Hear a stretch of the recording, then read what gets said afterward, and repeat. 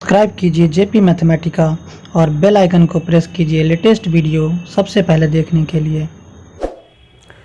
Welcome once again in my YouTube channel JP Mathematica and I am JP Pathak. आज का जो हमारा topic है वो सेट से ही रिलेटेड है। सेट में हम लोग आगे बढ़ेंगे। प्रीवियस क्लास में हम लोग सेट के बारे में बहुत सारे थिंग्स को पढ़े हैं कि सेट होता क्या है, सबसेट क्या होगा, पावर सेट क्या होगा, यूनिवर्सल सेट क्या होगा। उसके बाद हम लोग इंटरवल्स के बारे में भी पढ़े थे। तो आज का जो हमारा मेन टॉपिक है वो है ये कुछ टॉपिक्स है जिसको हम लोग को आज इस वीडियो में डिस्कस करना है। फर्स्ट है यूनियन ऑफ सेट्स, सेकेंड है इंटरसेक्शन ऑफ सेट, थर्ड है disjoint sets, intersecting sets and finally difference of set. तो इसी 5 टॉपिक को आज हम लोग डिस्कस करते हैं इस वीडियो में। तो सारा टॉपिक जो है बहुत ही इम्पोर्टेंट टॉपिक है, तो आप पूरे वीडियो को देखिएगा और बिना किसी स्किप के इसको पूरे देखने का कोशिश कीजिएगा ताकि आपको पूरा समझ में आ सके। तो चलिए आइए एक एक करके स्टार्ट करते हैं। तो जो हमारा फर्स्ट टॉपिक है वो है यूनियन ऑफ सेट। तो देखिए इसको हम लोग डिफाइन करते हैं कैसे। Union of set A and B, इसको हम लोग डिनोट कैसे करते हैं, denoted as A union B। दो सेट लिए हैं, सेट A एंड B, जिसका यूनियन हम लोग डिफाइंड कर रहे हैं, जिसको हम लोग डिनोट करते हैं इससे सिंबल से A यूनियन B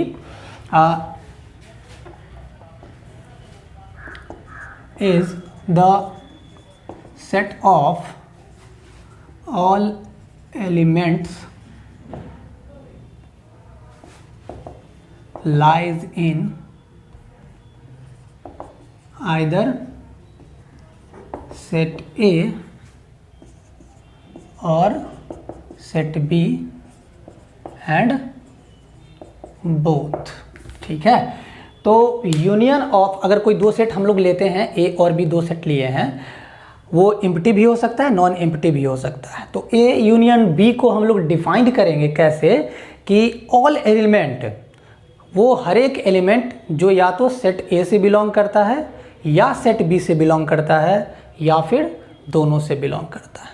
ठीक है। मतलब क्या होगा, अगर इसको हम लोग सेट के फॉर्म में लिखते हैं तो A यूनियन B क्या हो जाएगा, X such that X belong to A और X बिलोंग टू B। ये हो गया A यूनियन B का definition in set builder form. तो क्या है कि X that X belong to A और X बिलोंग टू B, यानी किसी एक से भी बिलोंग अगर कर रहा है कोई एलिमेंट तो वो A यूनियन B में बिलोंग करेगा। दैट मीन्स अगर कोई हम लोग एलिमेंट लेते हैं कि एक एलिमेंट X है जो A यूनियन B से बिलोंग कर रहा है, तो इसका मतलब क्या होगा कि या तो वो A से बिलोंग कर रहा है या तो वो B से बिलोंग कर रहा है, किसी एक से बिलोंग करेगा ही। अगर सिंपली समझना है तो ऐसे समझिए कि एलसीएम जैसे हम लोग फाइंड करते थे, लोएस्ट कॉमन फैक्टर, उसी तरह से है हमारा यूनियन ऑफ सेट्स। ठीक है, कि अगर कोई A यूनियन B से बिलोंग कर रहा है तो या तो वो सेट A से बिलोंग कर रहा होगा या तो सेट B से बिलोंग कर रहा होगा, या इसका उल्टा भी होगा कि अगर कोई एलिमेंट है जो कि A से या B से, दोनों में से किसी एक से बिलोंग कर रहा है तो वो A यूनियन B से भी बिलोंग करेगा ही करेगा। ठीक है। इसका एक छोटा सा एग्जाम्पल लेते हैं।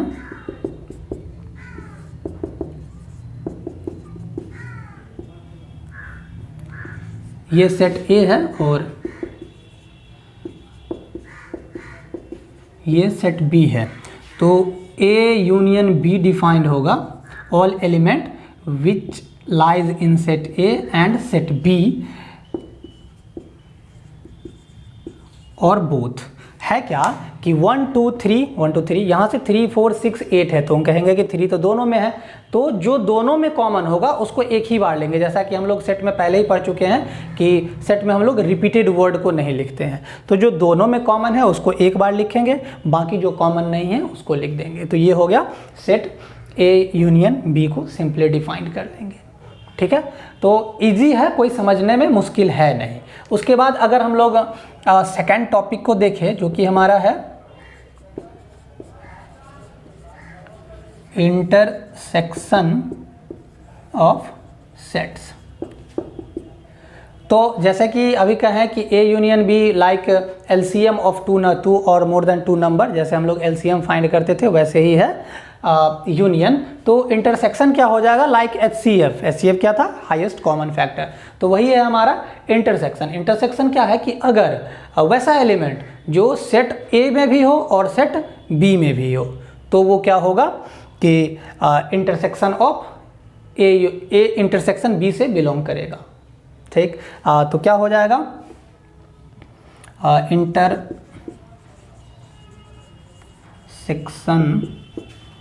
Of set A and set B, जिसको हम लोग डिनोट करते हैं, denoted by A intersection B, इस तरह से डिनोट करते हैं, is the set of all elements which lies in set A and set B। वैसा एलिमेंट जो सेट ए और सेट बी दोनों से बिलोंग करेगा, तभी वो ए इंटरसेक्शन बी से बिलोंग कर सकता है। अगर दोनों में नहीं है तो ए इंटरसेक्शन बी हमारा फाई हो जाएगा। जैसा कि हम बताए थे कि जो दोनों में बिलोंग करेगा वही सेट ए इंटरसेक्शन बी से बिलोंग करेगा, नहीं तो नहीं बिलोंग करेगा। तो इसको हम लोग सेट बिल्डर फॉर्म के कैसे डिफाइन करते हैं, देखते हैं कि ए इंटरसेक्शन बी क्या हो गया कि एक्स सच दैट, एक्स कोई एलिमेंट लेते हैं, x such that x belong to A and x belong to B. मतलब कि कोई दो सेट है, दो से ज़्यादा भी लेंगे तो भी ये चलेगा, दो पे डिफाइंड है तो अगर कोई सेट दिया हुआ है, दो सेट, तो उसमें जितने भी कॉमन एलिमेंट हैं वो ए इंटरसेक्शन बी से बिलोंग करेगा। X that x belong to A and x belong to B, अगर दोनों से बिलोंग कर रहा है तो ए इंटरसेक्शन बी से बिलोंग करेगा, नहीं तो नहीं करेगा। सिंपल है। तो चलिए इसका भी एक एग्जाम्पल हम लोग देख लेते हैं, सिंपल सा, कि अगर कोई एक सेट लेते हैं जिसमें है 2 3 5 7 एंड कोई सेट बी लेते हैं जिससे है 1 3 5 7, तो ए इंटरसेक्शन बी हमारा कैसे डिफाइंड हो जाएगा, ए इंटरसेक्शन बी कैसे डिफाइंड होगा, जो दोनों में कॉमन होगा। तो दोनों में कॉमन 2 तो है नहीं, 1 भी नहीं है, 3 है और 7 है, तो 3 और 7 हो जाएगा। ठीक है, तो इसको हम लोग क्या कहेंगे, A intersection B, that means highest common factor, जैसे हम लोग फाइंड करते थे। एक और एग्जांपल लेते हैं, सेट ले लिए 2 4 6 8 का एक सेट है एंड बी एक सेट ले लिए, इसको कह सकते हैं कि all even number less than 10। ठीक है, और सेट बी हमारा है all odd number between less than 10, ये सेट बी हो गया। तो अगर कहेंगे कि इसका इंटरसेक्शन कितना होगा, तो इवन नंबर और ऑड नंबर में कोई भी कॉमन नहीं है, तो ए में और बी में कोई कॉमन नहीं है, तो जहाँ कुछ भी नहीं होता है तो उसको हम लोग 5 से रिप्रेजेंट करेंगे। जैसा कि बताए थे कि दो सेट, किसी सेट में अगर कोई एलिमेंट नहीं बिलोंग करता है तो उसमें हम लोग 5 लिखते हैं। जिस सेट में कोई भी एलिमेंट नहीं होगा उसको हम लोग एम्प्टी सेट कहते हैं। तो अगर ए और बी में कोई अगर एलिमेंट कॉमन नहीं है तो उसमें 5 हो गया। ठीक है, सिंपल सा एग्जांपल था। तो चलिए हम लोग नेक्स्ट टॉपिक की ओर चलते हैं, जो कि हमारा था disjoint set.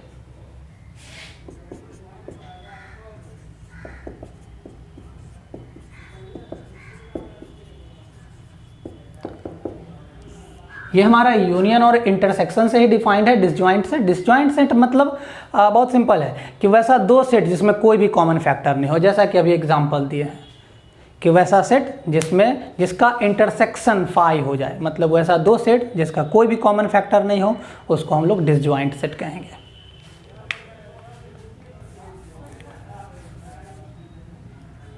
If A and B are two sets and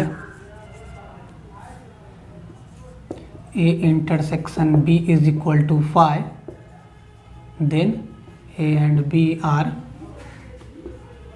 called or known as called disjoint set. Simple सा डेफिनेशन है कि ए और बी कोई दो सेट है, अगर इस दोनों का इंटरसेक्शन फाई आ जाता है तो इसको हम लोग क्या कहेंगे, डिसजॉइंट सेट कहेंगे। एग्जाम्पल के लिए ये है ही, कोई दिक्कत नहीं है। चलो नेक्स्ट आते हैं हम लोग इंटरसेक्टिंग सेट। इंटरसेक्शन नहीं है, ये इंटरसेक्टिंग सेट है। इंटरसेक्टिंग सेट मतलब एक दूसरे को जो इंटरसेक्ट करता है। इसको और डिटेल से हम लोग वेन डायग्राम में पढ़ेंगे, जो आगे के वीडियो में हम लोग बनाएंगे। तो इंटरसेक्टिंग सेट किसको कहेंगे, सेम वही है। अगर ए इंटरसेक्शन बी लेते हैं, अगर वो फाई नहीं आता है, मतलब कोई भी एलिमेंट आ जाए, कोई भी एक एलिमेंट अगर आ जाता है तो उसको हम लोग इंटरसेक्टिंग सेट कहेंगे। मतलब A intersection B not equal to phi, मतलब एम्प्टी सेट अगर नहीं है ए इंटरसेक्शन बी, तो उसको हम लोग क्या कहेंगे, इंटरसेक्टिंग सेट कहेंगे। A and B are two set such that A intersection B not equal to phi, then A and B are called intersecting set. Okay, एक क्वेश्चन है, take 3 sets A, B and C such that A intersection B is equal to A intersection C, but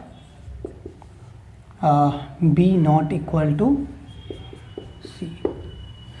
कह रहा है कि वैसा आपको 3 set लेना है, take 3 sets A B and C such that A intersection B equal to A intersection C. दिया हुआ है कि A intersection B is equal to A intersection C है, तो आपको वैल्यू फाइंड, और जिसमें दिया हुआ है कि ए और बी और सी इक्वल नहीं है, ठीक है, तो आपको तीनों सेट लेना है। तो ऐसा बहुत सारा एग्जाम्पल है, आप अपने मन से खुद से वैसा 3 एग्जाम्पल चूज कर सकते हैं। सेम आप ये भी देख लीजिए कि अगर कोई सेट इक्वल नहीं है तो ज़रूरी नहीं है कि उसका इंटरसेक्शन सेम नहीं आएगा, इंटरसेक्शन सेम आ सकता है। जैसे अगर हम कोई सेट लेते हैं 1 2 3 है, बी एक सेट ले लेते हैं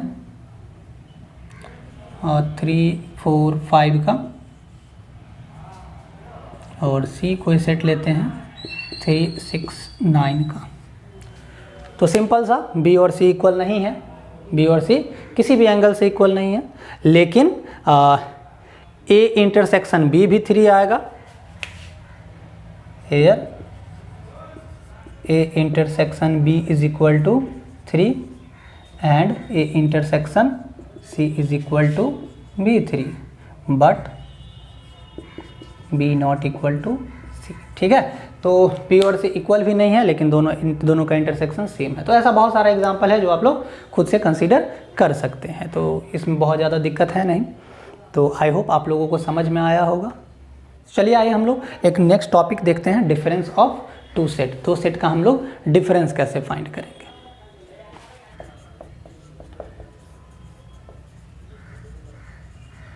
डिफरेंस ऑफ सेट्स तो सिंपल सा है,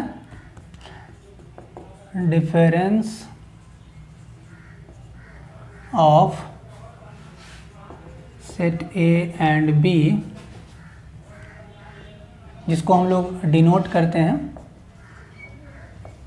denoted by A minus B simply, is the set of all elements belongs to set A but not belongs to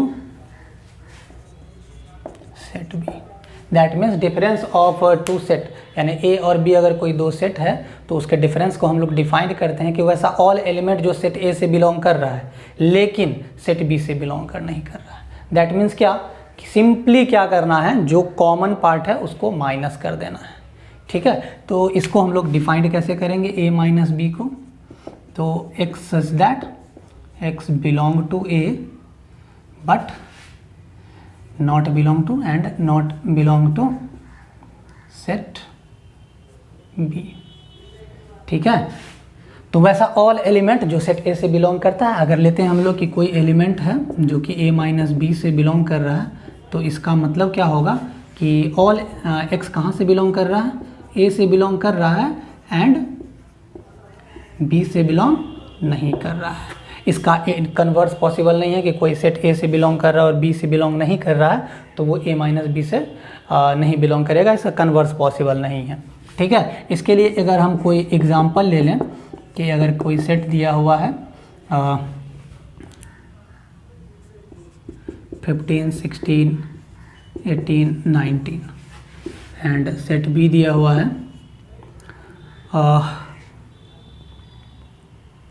13, 14, 15, दो सेट दिया है। तो सिंपली दोनों में कॉमन क्या दिख रहा है, 15 दोनों में कॉमन है। तो सिंपली क्या करेंगे, a माइनस बी क्या होगा, वैसा हर एक एलिमेंट जो सेट a से तो बिलोंग करेगा लेकिन b से नहीं बिलोंग करेगा। तो 15 b से बिलोंग कर रहा है तो उसको हम लोग हटा देंगे, तो हो जाएगा 16, 18 और 19।